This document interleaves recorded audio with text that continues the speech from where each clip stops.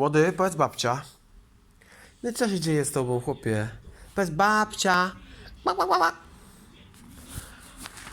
No co? Tata.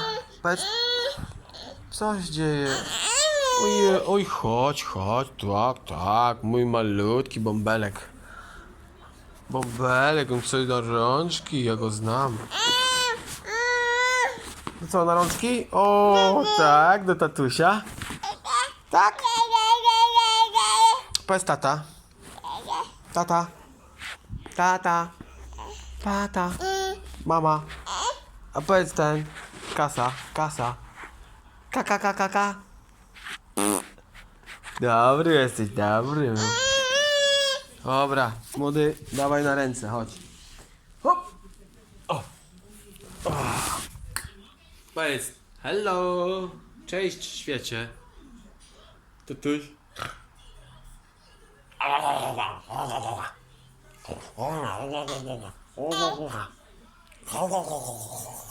Zjem twój mózg. Dawaj mózg.